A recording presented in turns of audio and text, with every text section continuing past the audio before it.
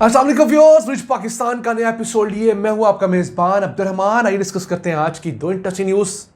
पाकिस्तान और चाइना ने मुश्तरका तौर पर अफगानिस्तान को भी सीपेक का हिस्सा बनाने का फैसला किया है। अब इस शमूलियत के बाद चाइना पाकिस्तान इकोनॉमिक कॉरिडोर का हुजम जो $62 बिलियन है वो $100 बिलियन तक होने की तवक्को है। आज की वीडियो में आपको इस खबर से मुतालिक आगाही देंगे और साथ ये भी बताएंगे कि चाइना की जानब से शुरू किया गया बेल्ट एंड रोड इनिशिएटिव जो पहले सिर्फ $1 ट्रिलियन का था, अब वो $8 ट्रिलियन तक का हो चुका है और इसमें दुनिया के 140 ममालिक शरीक हुए हैं। इसके अलावा आज की दूसरी खबर, पंजाब हुकूमत ने सूबे के अंदर टूरिज़्म को प्रमोट करने के लिए 60 अरब रुपए का बजट रखा है। इस 60 अरब रुपए के बजट से मुख्तलिफ म्यूज़ियम्स को रिवैम्प किया जाएगा, स्पेशली लाहौर और टक्सला। फिर 60 कदीमी जो इमारतें हमारे पास हेरिटेज साइट्स हैं उन्हें भी रिवैम्प किया जाएगा। ये अच्छी एक काविश है, इसे प्रोग्राम के दूसरे से हम डिस्कस करेंगे, लेकिन पहले चलते हैं आज की सबसे अहम खबर की तरफ। पाकिस्तान चाइना ने मुश्तरका तौर पर अफगानिस्तान को भी सीपेक में शामिल करने का फैसला किया है। CPEC belt and road initiative की एक ब्रांच है। Belt and road initiative China का वो इनिशिएटिव जो 2013 में शुरू किया गया और इसका मकसद था दुनिया भर के वो मुल्क जो पहले सिल्क रूट के ज़रिए कनेक्टेड थे उनको दोबारा से motorways, oil and gas pipelines, railway network, power plants, oil and gas exploration के ज़रिए कनेक्ट किया जाए। अब इसके अंदर आईटी भी आ चुका है, इसके अंदर एग्रीकल्चर भी आ चुका है, इसमें आर्टिफिशियल इंटेलिजेंस भी आ चुका है। जो प्रोजेक्ट 2013 में कोई 68 मुल्कों से शुरू हुआ था, अब उसके अंदर 140 ममालिक शरीक हैं। अब इसी आम प्रोजेक्ट का एक छोटा हिस्सा सीपेक है जो चाइना और पाकिस्तान डायरेक्ट डील कर रहे हैं।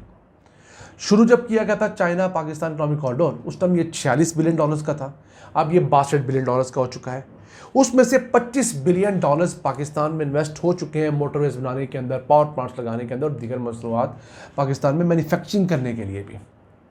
अब इस बेल्ट एंड रोड इनिशिएटिव के अंदर जब हमारा अफगानिस्तान सीपेक का हिस्सा बना है तो उम्मीद है कि ये जो इन्वेस्टमेंट है ये $62 बिलियन से बढ़कर $100 बिलियन हो जाएगी।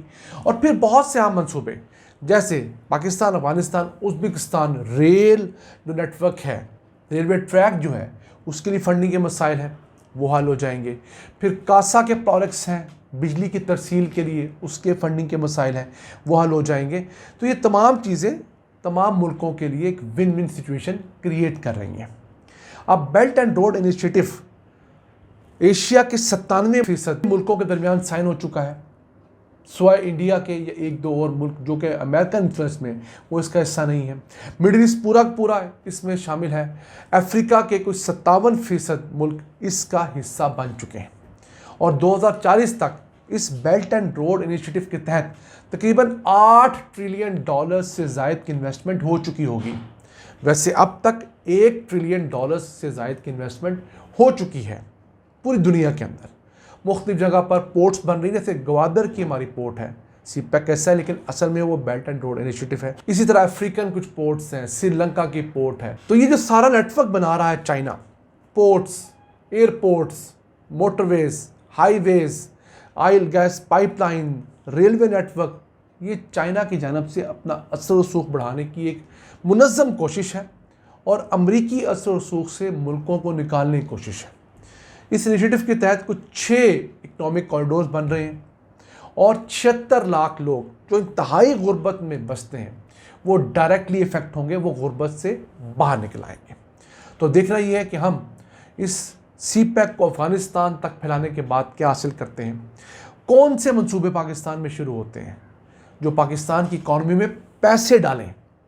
याद रहे, पावर प्लांट्स पैसे नहीं डाल रहे, मोटरवेज लॉजिस्टिक्स दे रही है, लेकिन असल पैसे डालने हैं उन फैक्ट्रियों ने, उन एग्रीकल्चर प्रोडक्ट्स ने जो इन्हें यहाँ पर पैदावार करनी है, यहाँ से एक्सपोर्ट्स होनी है, इंपोर्ट्स करनी है और पाकिस्तान तरक्की के रास्ते पे चल रहा है।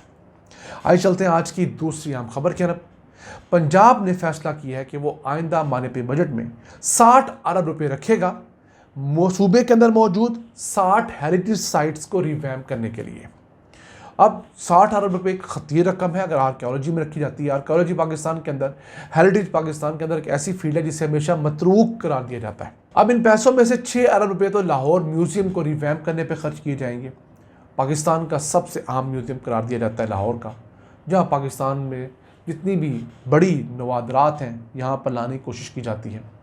वैसे पंजाब के अंदर कोई 800 के करीब हेरिटेज साइट्स हैं जो 18वीं तरमीम के बाद वफाक से हमारे यहाँ मुंतकिल हुई हैं और ज़्यादातर उसमें से नेगलेक्टेड है, लेकिन जो अहम हैं उन्हें अब दोबारा से रेनोवेट किया जाना है।